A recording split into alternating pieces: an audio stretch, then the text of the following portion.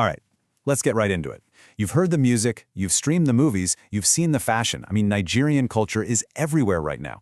But what if I told you that this incredible cultural wave isn't just a vibe? What if it's the bedrock of a massive, state-backed economic strategy?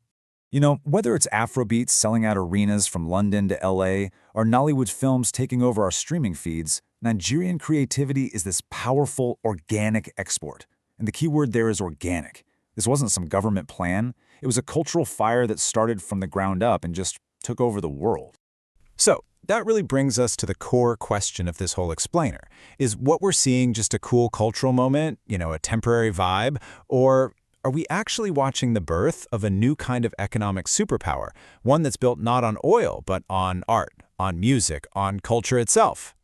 To really understand the government's new blueprint, we first have to appreciate the sheer power of the engine that was already roaring. This creative explosion was happening long before it ever showed up on a government spreadsheet. Okay, let's just talk scale for a second.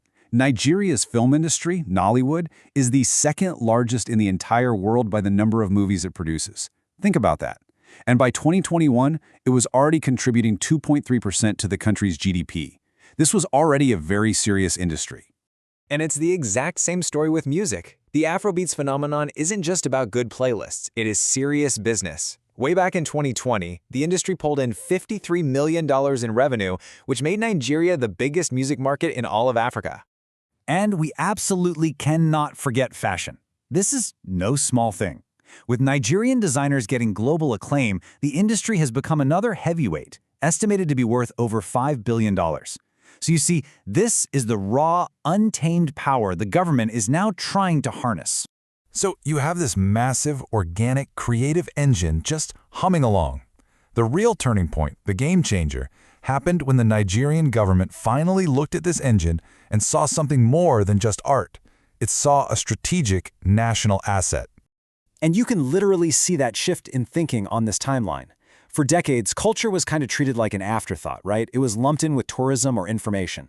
Then in 2019, you see a little signal of change. The central bank gets involved.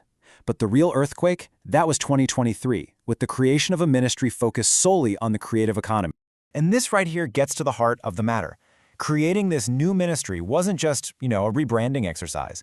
It was a fundamental structural reset.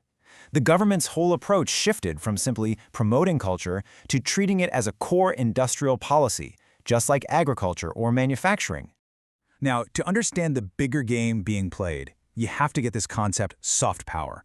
It's the idea that a country can get what it wants on the world stage, not through force or threats, but because other countries admire its culture, its values, its vibe, its influence through attraction.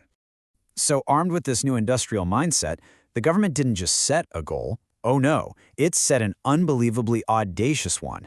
They basically decided it was time to slam the foot on the accelerator. Just take a look at this chart. Projections already had the creative industry hitting a very impressive $15 billion by 2025. But the government's official target for 2030? $100 billion. That is nearly a seven-fold jump in just 5 years. That's not just growth, that's a quantum leap. And this isn't just some number plucked out of the air. There's a real plan behind it. This 7-point roadmap covers everything from policy to trade missions. But look at number 3, operationalizing IP-backed financing. That's huge. It means creatives can actually get loans using their ideas as collateral, a real game changer.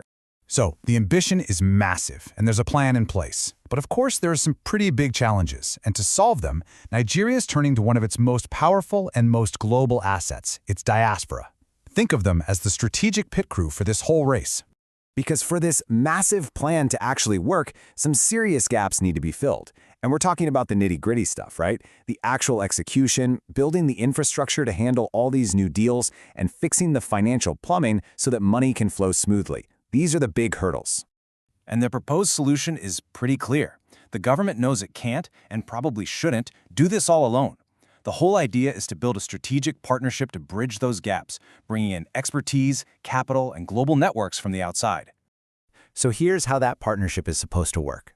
The plan is to activate the diaspora in 3 really specific ways. First, use them for market access by setting up labs in hubs like London or New York. Second, tap into their financial know-how to build investment funds. And third, use them as amplifiers to launch major cultural events around the world. This quote right here just perfectly captures the entire new mindset. The goal of Nigeria's cultural diplomacy isn't just to get applause at a conference. It's about tangible results. It's about moving the conversation from a nice speech to a signed contract. It's about signatures, not selfies. So when you put all these pieces together, the organic cultural boom, the government's strategic pivot, the plan to bring in the diaspora, you start to see the ultimate goal. This is about turning cultural coolness into real, tangible global power. Ultimately, it really comes down to this. Nigeria's creatives have already done the hardest part. They went out and captured the world's attention. The government's job now is to structure that attention, to finance it, and to deploy it as a tool of the state to create jobs, drive exports, and build lasting influence. Which leaves us with the final $100 billion question. The talent is undeniable. The global stage is set. The strategy is written down. The entire world is watching. But can the government actually build the machine needed to convert all of that incredible soft power into hard economic and political currency? That's the real question.